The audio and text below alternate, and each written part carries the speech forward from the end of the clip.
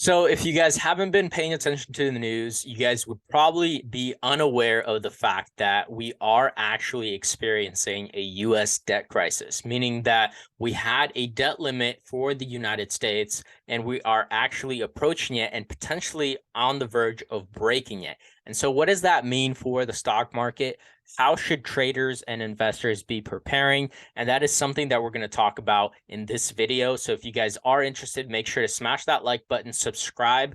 And we do these videos every single Monday night. So you guys are able to be aware and informed in terms of everything that's going on economically and the economic data that's being released and what you guys should be paying attention to. So make sure to smash that like button, subscribe, and let's go ahead and jump right on into it. The first thing that we want to talk about is going to be the obvious, which is the US debt ceiling, right? And so what does that mean for us as traders and investors? So there was an article that was released by the White House, which is titled Risks of a Brief Default. And so let's go ahead and read through a little bit of it. That way you guys have an idea of kind of the implications of what a breach through the default or a default on the debt ceiling would really have on the stock market and the economy as a whole. Should we breach the debt ceiling, the costs to the economy would be likely to be quickly felt. Mark Zondi, chief economist of Moody's Analytics, predicted that even with a brief default,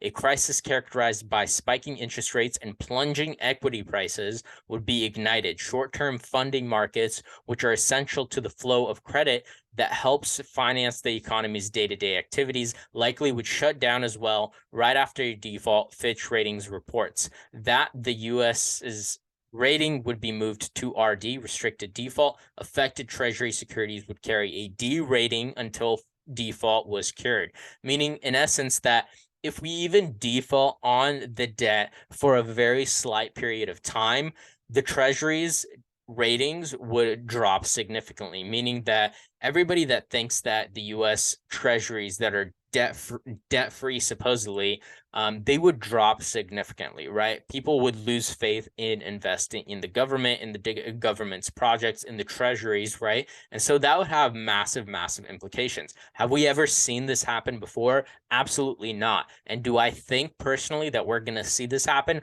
Probably not. Most likely not. So if you do have fears about us potentially defaulting on the debt, we're probably not going to default. Somebody's going to give. It's just a matter of who, right? At this point, the government, and it's mostly the politics, they are playing chicken, right? Who's going to give, who's not going to give, right? So right now we have Kevin McCarthy from the House of Representatives that is making demands in terms of, hey, this is what I want us to be spending money on, and this is what I don't want us to be spending money on. And then we have the executive branch, which is the President of the United States, that is stating that he is not willing to negotiate on any of the terms that Kevin McCarthy is bringing forward, right? So in essence, that's kind of what we're dealing with. And if it was reversed, it would be exactly the same thing, right? We'd be dealing with the same exact thing. If it was Republicans that were in the executive branch and Democrats that were in the House of Representatives, we'd be dealing with the exact same thing, just different demands, right? And so in essence, that's kind of what we are dealing with in terms of the debt crisis and how it should be resolved. Now, the biggest concern is how do we as traders and investors approach the market with this going on? And this is a very, very big deal. I don't think there's a lot of people talking about it, not enough, that's for sure. Like I said, do I think we're going to default on the debt? Probably not. Most likely, more often than not, we do end up seeing a resolution to one side or the other, just because if we do default, both parties lose, right? And it's just a matter of, hey, they're making demands, and so are these people, and who's going to really give and who's going to, step it up and take care of making sure that we as citizens of the United States do not end up dealing with the debt implications and the default debt implications, right? And what does that have to do with us, right? So we're going to see massive interest rate hikes. We're going to see Social Security kind of lose its track. We're going to see the Medicaid, Medicare programs lose their track. We're going to see unemployment get raised massively. We're going to see the equity market drop significantly. There's a lot of massive implications. And so that is just a brief default. If we see a longer default, we're probably going to see longer time for recovery, meaning it's going to take a longer time for the US economy to recover from that. So that's basically what I wanted to touch on, give you guys kind of some information as to what we're going through as a country and as an economy. I did want to jump into the technicals because regardless of the fundamentals that are going on, the technicals don't lie. And so what we want to watch is the technicals, and we also want to be paying attention to the fundamentals that are going on, which we just discussed. There's more that is in play. There's obviously key economic data that's going to be released. We're going to talk about that at the end of the video, but that was the biggest thing that I wanted to give you guys some insight on. I kind of wanted you guys to be informed in terms of what's going on, what we're dealing with as a country and as an economy, and what we should expect as far as the market goes. So in terms of the market, we're looking at the weekly chart. And something that we've been talking about is this purple line and this green line, which the purple line is the 50-day simple moving average. The green line is the 180-day simple moving average. And one thing that we have seen is that when the 50 crosses the 180-day, it's called a death cross. And what that means is that usually the market begins to sell off right after we see that. And this is a very similar setup to what we saw in 0809 during the housing bubble. And when that whole situation went down, we actually saw a very, very similar setup. We saw the market break down. We saw the 50 cross the 180-day. We saw the market rallying, kind of like what we're seeing right now. And we ended up actually seeing a sell-off following. Now, I'm not saying that the debt crisis is going to be something that triggers this sell-off, but definitely something to be paying attention to, something to be aware of, and something to be preparing for. And I'm going to give you guys multiple time frames to be paying attention to, multiple time frequencies to be paying attention to, and give you a little bit of an insight in terms of what me and the rest of my team does in terms of preparing for regardless of whatever outcome we end up seeing. So the first thing that I want us to note is that we actually saw the 50 cross the 180-day, which is the first initial flag of us going into a potential bear market, meaning that we are seeing that death cross happen, right? And so whenever we see that death cross happen, we actually see a sell-off occur not too long afterwards. And even though we're seeing this run up, we actually saw the very same thing happen in 0809. If you guys implement these 50-day and 180-day simple moving averages into whatever platform that you guys are using, and you guys go back to 0809, you're going to see exactly the same thing happening.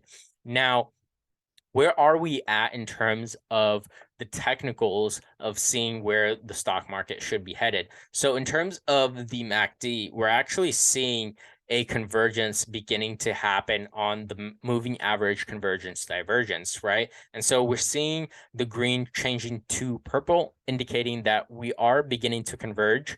And it's not the first time. We've been trying to do that for some time now, since October, I would say. And that's basically been since we've been seeing this rally that we've been seeing recently, right? But with this cross happening, I wouldn't say that we are in a very long-term, long position. And the reason being is we are approaching this resistance level here at 336, 337. And we have been struggling to push up to that, even with the positive CPI and PPI that we saw last week. And so now we are seeing this convergence happen, not only the MACD, but the moving averages here on price action and the volume actually decreasing, right? And so we're actually seeing a decline in volume. We're seeing the loss of momentum, and on a 4-hour chart, we're actually seeing a bearish convergence, right? And I'll jump into that and show you guys what's going on with that. MACD, again, converging to the downside, price action slowing down, struggling to push up to this previous resistance level that we saw from previous price action. And so let's go ahead and jump into something a little tighter in terms of time frame. Let's go ahead and jump into a daily chart and give you guys a little bit of a rundown there. So again, we're seeing a bearish convergence here in terms of price action and RSI. RSI is declining, meaning that when price action is increasing and RSI is decreasing, we're actually seeing a bearish convergence, right? Meaning that we're losing momentum to the upside. And when we look back at the weekly chart, we actually see a curve to the downside on the MACD. And with the daily chart seeing this convergence happening, this kind of gives us an idea of, hey, we're potentially lining up for a move to the downside. And because we've been struggling to approach this resistance level right up here at 336, 337, that next level to the downside that I'd be watching would be here at 313. 314, 313. It's a general zone. It's not the exact price. So it's something approaching that zone is when you'd want to be taking profits on your short position if you are jumping into a short position. So the first thing that we want to watch is this blue line right here, which is the exponential moving average. And we want to see a break to the downside on that. And once we see a break to the downside on that, that is when we want to be jumping into a short position and locking in profits beginning to lock in profits at that first level of resistance. So again, that first level of resistance to the downside is going to be 313, 312, 313. And then that next level down to the downside is going to be 292, 293, that general zone. To the upside, however, if we do end up seeing a resolution with the debt crisis, which is what we will most likely see, we will see probably a resolution with the debt crisis. We haven't seen one not go according to plan, meaning it didn't get resolved. But if we do see a resolution, we're probably going to see a rise to 336, 337, which is this first level of resistance, and then potentially see either a rejection or a breakthrough. We'll deal with that once we get there. But that first thing that we want to be paying attention to is how these conversations go with the resolution with the debt crisis. The deadline for that is June 1st. So we do want to see some sort of resolution before June 1st. If we don't, we'll probably see a sell-off. If we do see a resolution, we might potentially see consolidation and a continuation to the upside. So something to pay attention to.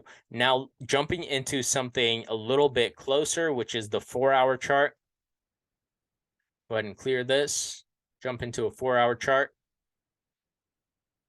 On a 4-hour chart, again, something that is contributing to the theory that we are potentially going to see a sell-off happen is the fact that we are seeing a curve down to the downside here on the RSI, right? We haven't seen a breakthrough. The bearish convergence is still in play, right? And even though the MACD seems like it's going to break up to the upside, we're actually seeing the RSI pushing to the downside. We have the bearish convergence here on price action, aiding the fact that we are potentially going to see a sell-off. And so what I'd be paying attention to is a potential sell-off to the downside here on the price action, right? And so what I want to pay attention to is I want to pay attention to this blue line right here, which is the exponential moving average. What we use is the 15 exponential moving average. So whenever we see a break through that 15 exponential moving average, we are bearish on our position, right? And we trade intraday, meaning that we get in and we get out within that single day. If you guys are investors, then you guys want to be paying attention to the same factors, but on a bigger time frame. And so let's go ahead and jump into a 15-minute chart, give you guys a quick rundown on what happened on the day today. We didn't have too much action. We didn't have too much economic data being released. So we opened up here at 325 and we closed at 326.81. And so, like, again, we didn't see too much of an action to justify us taking a risk on the position. But from the broader picture, we are more so bearish than we are bullish because we are more so on the overbought side than we are on the oversold side, meaning that we are seeing more overvalued in terms of the stock market versus seeing it being undervalued. So that gives us an idea of the fact that, potentially we have a theory that the market will see some selling pressure within the next month or so. So take it as you will as an investor or as a trader. Again, we trade on an intraday level. So whenever we see this blue line right here being broken to the upside or the downside, we take a position relevant to that, right? So if it breaks up to the upside, we're going to be buying TQQQ. If it breaks down to the downside, we're going to be buying SQQQ. Today, we obviously saw an open and a sell-off right in the morning. And then once we saw that break to the upside, that was an entry for a TQQQ position. However, depending on what your trading strategy is, if you are trading more long-term, if you are trading more of a bigger, broader picture, you'd be jumping into an SQQQ just because of the broader picture that we just went over the last few time frames that we talked about. So that is kind of what's going on in terms of the technicals and the fundamentals of what's going on with the economy. Let's go ahead and jump into something that we've been paying attention to, which is the key economic data that is being released this week. So the first few things today, again, we talked about the fact that there wasn't too much being released today, and it was mostly just speculation that was driving price action today. Tomorrow, what we have going on is core retail sales month over month for the month of April, and that's probably the biggest thing that's going to be driving price action tomorrow. Retail sales month over month for the month of April. Again, core retail and just retail is what's going to be driving price action for tomorrow's price action and price movement in the stock market. We do have some FOMC meeting speakers that are going to be discussing their opinions, something to pay attention to, something that might potentially drive the market and give an idea to traders and investors in terms of where the market's going to go. So make sure to pay attention to that. On Wednesday, we have building permits for the month of April. That's going to be released. That's probably going to be one of the bigger things. Crude oil inventories for the people trading energy or anything related to that. That's going to be a big one to pay attention to. On Thursday, we have continuous jobless claims, initial jobless claims, and Philadelphia Fed Manufacturing Index being released. We also have existing home sales being released on Thursday as well. Those are going to be the couple of few things to pay attention to. On Thursday, what's going to drive the price action. And on Friday, the biggest thing that we have is Fed Chair Powell speaking, and that is something that's going to most likely drive the market quite significantly, right? Eventually, you guys are going to be hearing about the conversation between Kevin McCarthy and President Joe Biden. And those are going to be regarding the debt ceiling. And I want you guys to be paying attention to that because there will be a resolution, in my opinion. There usually is. And so eventually you guys are going to hear about that, but it's a matter of, how is that resolution going to be enacted, right? What are those policies going to be? What are they going to be spending their money on? What are they not going to be spending their money on? And in terms of economic data, what are these data points going to be telling us in terms of how the economy is doing, right? So the GDP is going to be affected by whether we default on debt or not. Are we going to default? Most likely not. So I do want you guys to calm down a little bit in terms of worrying about us potentially defaulting. It's very, very, very slim that we do default on the debt. Most likely than not, we will see a raise in the debt ceiling. It's just a matter of, the House of Representatives and the executive branch coming to an agreement in terms of what we should be spending money on as a country and what we shouldn't be. And that is basically the issue that they're dealing with right now. So I don't want you guys to worry about it too much. I just want you guys to pay attention to it because it will have an effect on the market. And like I said, from the technicals, I gave you guys some levels to pay attention to. Those are the levels to the upside, to the downside to pay attention to.